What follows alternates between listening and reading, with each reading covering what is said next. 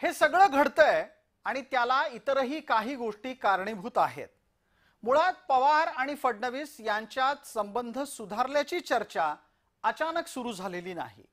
पवार मविया सोडून भाजपा सोबत जाणार या चर्चेचा तो पुढचा भाग आहे। पवारांच्या आमदारांना सत्तेत जायचंय, काहीही करून पवारांच्या आमदारांना सत्तेत जायचंय, तेव्हा शरद पवार त्यासाठी मविया सोडून भाजपाच्या सोबत जातील अशी अवाई उठवण्यात आली आहे आणि त्याला स्वतः पवारांनी दुजोरा दिलाय।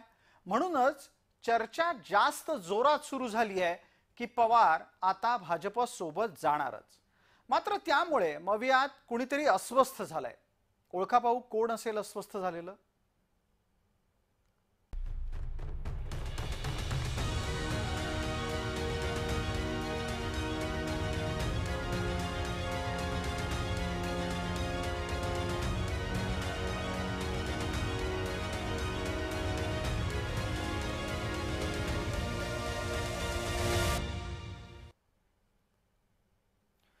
एकाच वेळेला शरद पवार आणि उद्धव ठाकरे या दोन्ही नेत्यांना सांभाळण्याचं कसब संजय राऊत लीलया पार पाडत असतात।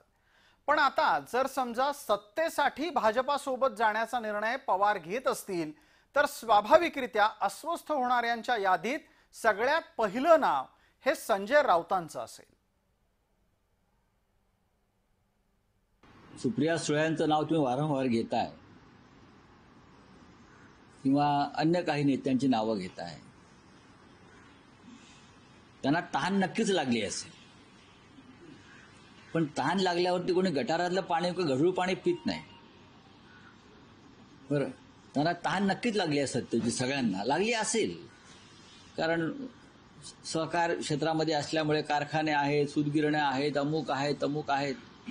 तहान जरी लागली असली तर नक्की कोणत्या डबक्यात उडी मारायची किंवा महासागरात उडी मारायचं म्हटलं तरी त्या महासागरामध्ये इतक्या लाटा उसळलेल्या आहेत, इतकी गर्दी आहे त्याच्यामध्ये, तर प्रत्येकाला आपलं स्थान शोधावं लागेल। जे गेलेले आहेत ते धडपडत आहेत तिथे अस्तित्वासाठी, नवीन जाऊन काय करणार? उद्धव ठाकरेंच्या सोबत असलेल्या संजय राऊतांनी पण एकाच वक्तव्यामध्ये अनेक टोमणे मारायची जणू काही कला आत्मसात केलेली दिसतेय। त्यांनी एका फटक्यामध्ये भाजपाला गटार, त्याच्यानंतर डबकं, त्याच्यानंतर महासागर, महासागरात उसळलेल्या लाटा अशा विविध टोमण्यांनी भरून टाकलं। पण हे सगळं राऊत का करतायत आणि त्याचा परिणाम महाविकास आघाडीत काय होतोय ते आपण आधी लक्षात घेऊ।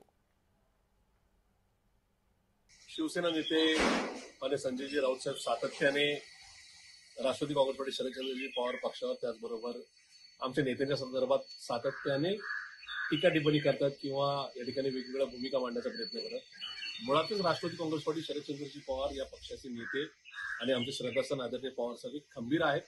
त्यांना या संदर्भात आपला पक्ष नेमका कसा विस्तार करायचा, त्या पक्षासंदर्भात काय धोरण ठरवायचं याचा सर्वस्वी अधिकार आदरणीय पवार साहेबांना आहे। अशा प्रकारचे जाहीरपणाने सातत्याने स्टेटमेंट करून या ठिकाणी महाविकास आघाडीमध्ये मिठाचा खडा टाकण्याचं काम माननीय राऊत साहेबांनी करू नये।